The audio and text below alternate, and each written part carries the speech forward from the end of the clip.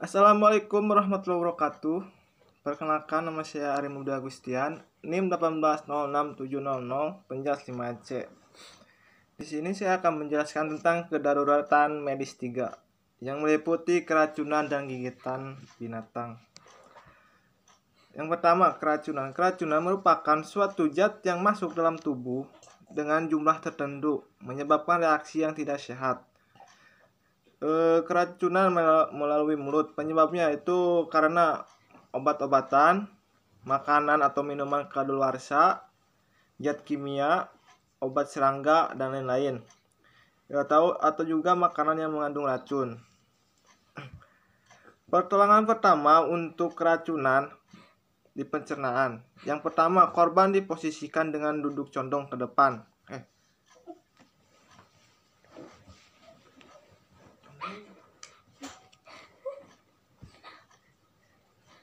Yang kedua, penolong berdiri di samping korban.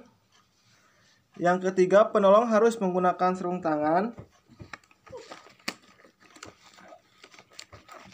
Kemudian buat rangsangan muntah dengan memasukkan jari mulut ke korban.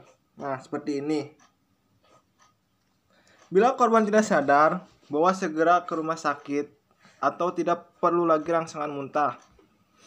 Apabila korban banyak, pisahkan dengan cara triage. Korban meminum racunan serangga, turunkan konsentrat racun sebelum memberi rangsangan. Keracunan melalui pernapasan. Gejalanya yaitu yang pertama pernapasan sesak, kedua kulit sinosis atau kebiruan, yang ketiga napas berbau, dan keempat batuk. Penyebabnya akibat menghirup gas beracun atau kebocoran gas intrusi. Pertolongan keracunan melalui pernapasan. Yang pertama, bawa ke tempat yang aman, tenangkan badan, beri oksigen sampai korban sadar, dan tetap beri oksigen sampai pernapasan dirasakan nyaman oleh korban. Adapun keracunan melalui kulit, penyebabnya itu gara-gara zat kimia, biasanya bahan pertanian ataupun tanaman, atau tersentuh binatang seperti ulat bulu atau makhluk di laut. Gejala yang dirasakan korban ketika keracunan melalui kulit, yang pertama, kulit berwarna kemerahan, gatal, nyeri, bahkan melepuh seperti luka bakar. Bila terlalu parah akan mengakibatkan shock. Pertolongan korban keracunan melalui kulit, yang pertama, buka pakaian korban yang terkena.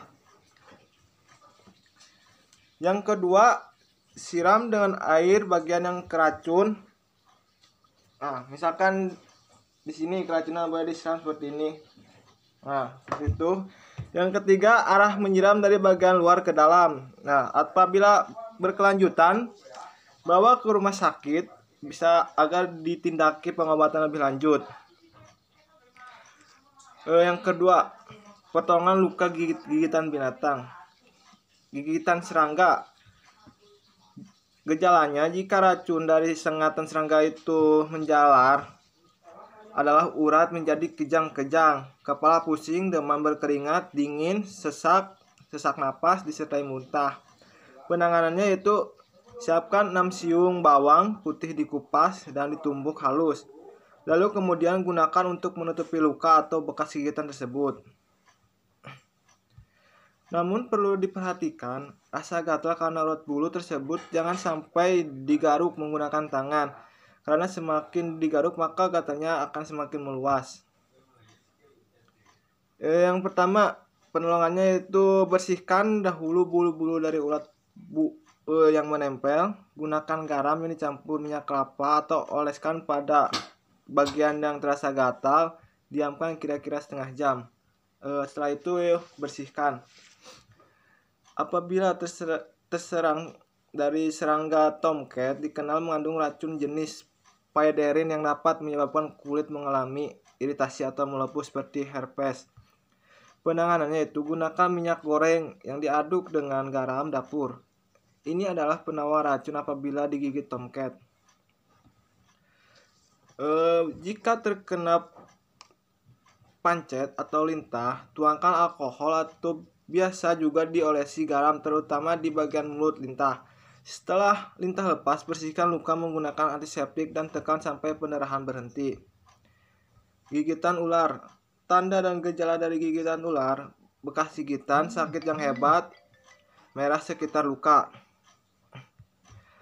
Kita juga bisa mengenali jenis gigitan ular berbisa. Yang pertama, ular dengan bisa rendah. Bentuk kepalanya opal atau seperti bulat telur. Gerakannya agresif, cepat, dan takut pada musuh. Beraktivitas pada siang hari. Tidak memiliki tering berbisa. Gigitannya tidak mematikan, setelah menggigit langsung lari. Adapun ular yang memiliki bisa tinggi. Yang pertama, bentuknya kepala cenderung segitiga sempurna. Gerakannya lambat, tenang, penuh percaya diri. Beraktivitas pada malam hari. Membunuh mangsanya dengan menyuntikkan bisa. Memiliki taring berbisa, racun yang mematikan. Setelah menggigit, masih tinggal di tempat. Biasanya gigitan ular berbisa, gigitannya 2 titik. Penanganan gigitan ular. Yang pertama, korban tetap tenang. Diamkan atau kaki yang digigit ular dan jangan banyak gerak, misalnya seperti ini. Misalkan gigitan bekasnya di sini, diamkan supaya racun ular tidak menyebar. Lepaskan perhiasan yang menempel jika ada. Posisikan diri sebisa mungkin dan usahakan daerah gigitan rendah jantung. Bersihkan luka tapi jangan siram dengan air dan tutup dengan kain. Nah, seperti ini. Misalkan ini kain. Nah, apabila berkelanjutan, bawa ke rumah sakit. Bisa ular juga dapat menyebabkan gejala khusus di beberapa organ. Yang pertama, hematotoksik, bersifat racun terhadap darah, menyebabkan perdarahan di tempat gigitan. Yang kedua, neurotoksik, bersifat racun terhadap saraf, menyebabkan penderita merasa kelemahan otot tubuh, kekakuan hingga kejang. Yang ketiga, kardiotoksik, gejala yang timbul berupa penurunan tekanan darah. Yang keempat, sindroma kompartemen, merupakan suatu sindrom yang mengakibatkan terjadinya peningkatan tekanan dalam sekumpulan otot yang salah. Pertolongannya, posisikan bagian luka lebih rendah dari jantung. Apabila berkelanjutan, hubungi bantuan tenaga penderita, cuci luka dengan sabun atau imobilisasi. Yang tidak boleh dilakukan saat terkena gigitan ular berbisa. Yang pertama, memanipulasi luka, baik dengan cara menyedot bisa ular dari tempat gigitan atau menyayat kulit agar bisa keluar bersama darah. Yang kedua, menggosok dengan zat kimia atau mengompres dengan air panas. Yang ketiga, mengikat atau memberi tomikat terlalu keras pada luka gigitan. Yang keempat, minum minuman alkohol atau kopi. Yang kelima, mencoba mengejar dan menangkap ular. Gigitan anjing. Biarkan darah mengalir sementara demi mengeluarkan kuman dari luka. Bersihkan dengan air. Beri antiseptik berulang kali karena lebih efektif membunuh kuman pada menit-menit awal. Berlakukan sebagai luka terbuka atau balut. Bawa ke rumah sakit atau dokter untuk menghindari penyakit tertentu akibat gigitan. Mungkin itu saja yang saya dapat jelaskan. Sekian, terima kasih. Wassalamualaikum warahmatullahi wabarakatuh.